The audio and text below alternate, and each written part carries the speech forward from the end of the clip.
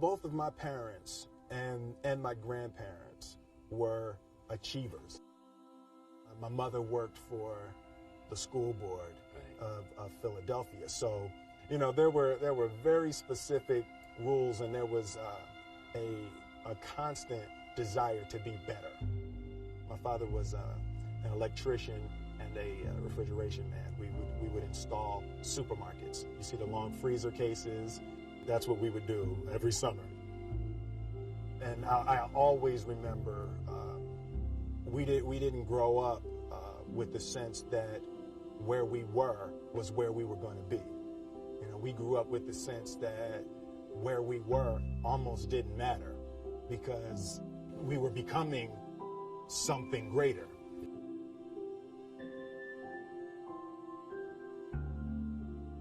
This one year, my father had his shop. My father owned an old bakery, and he decided for whatever reason that he wanted a new wall on the front of his shop. So he tore down probably about 16 feet high and probably about 30 feet long. He just completely tore the wall down, and my brother and I had to dig a 6-foot hole. We would mix in the concrete by hand. A year and a half. We were building this wall for a year and a half. Every day after school, we were coming, mixing concrete, putting it in the hole, doing it. And it was just myself and my little brother.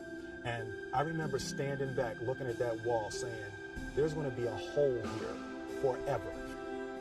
A year and a half later, we laid the final brick. And we stood back, we looked at the wall, and he looked at me and my brother and said, don't y'all never tell me that you can't do something. And walked into the shop. You don't try to build a wall. You don't set out to build a wall. You don't say, I want to build the biggest, baddest, greatest wall that's ever been built. You don't start there.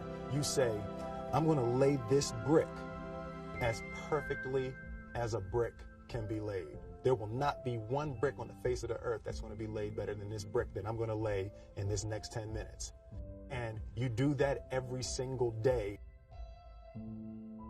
And I think psychologically, the advantage that gives me over a lot of people that I have been in competition with in different situations is it's difficult to take the first step when you look how big the task is never huge to me. It's always one brick.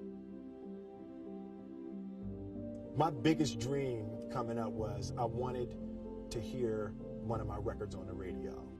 And I wanted to see someone hear my record on the radio. From that point, I've really been beyond my dreams. And even with the first Grammy nomination, we were beyond. Yeah.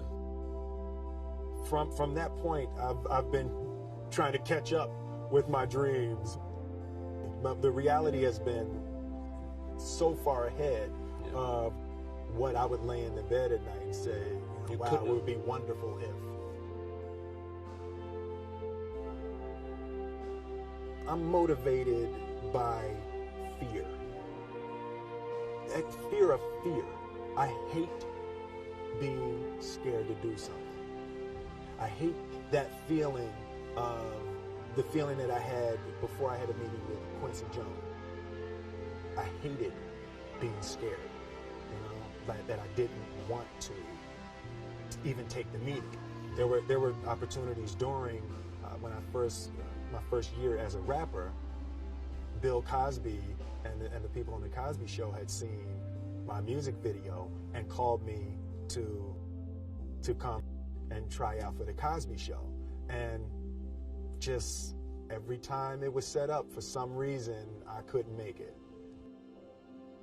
I just hated that being scared to do something. And I think what developed in my early days, the attitude that I started attacking things that I was scared of. If I was at the Arsenio Hall show, and I remember the first time being at the Arsenio Hall show, and I really felt emotionally, I felt dwarfed at the Arsenio Hall show. Hollywood was so much bigger than the music that I was making. I felt scared. So I walked right up to Arsenio. Oh, what's up, man? What's going on, man? My name is Will Smith. You know, I'm gonna be a big dog out here in a minute. You don't know me yet, but I'm gonna be big. Yeah. You know, and I started developing the habit of attacking things that I was scared of. I personally believe that success is based upon intellect. The smartest guy, 9 times out of 10, is going to win. Yeah. Every once in a while, the strongest guy will win, you know, but more times than not, the smartest guy is going to win. When someone says something, I like to do what's called the comedy math. What made that funny? Why was that funny?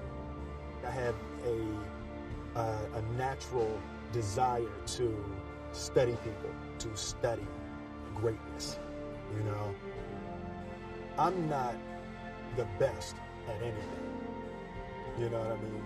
Eddie Murphy is funnier than I'll ever be. Denzel is more powerful than I'll ever be. I think that my strength is I can do everything well. You know, I can do a little bit of everything, and that's what I concentrate on to be my strength. There are certain intricacies that will make clear who you are. It becomes that much more clear who you are in comparison to the individual that you're playing. For me, it made it very clear who I am. I've been to my physical and emotional and spiritual and financial ends.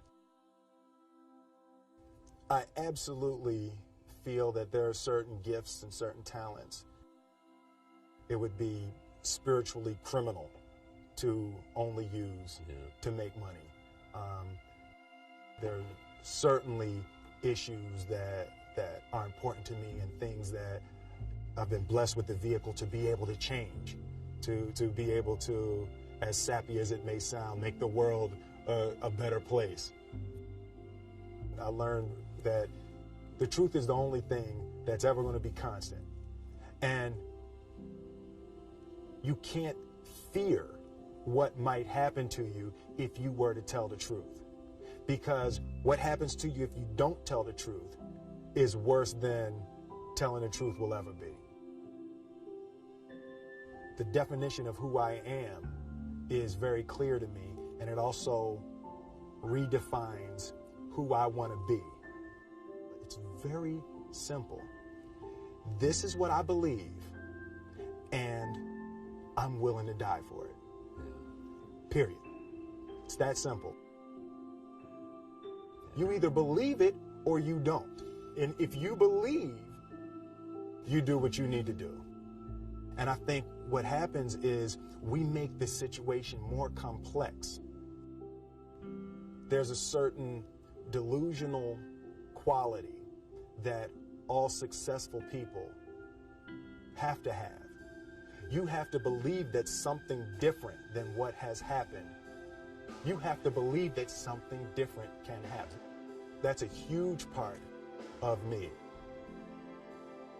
And I say to my friends all the time, and we laugh about it, I truly, honestly, as I sit here before you right now, as honestly as I can say it to you, I truly believe that I could be the president if I wanted to.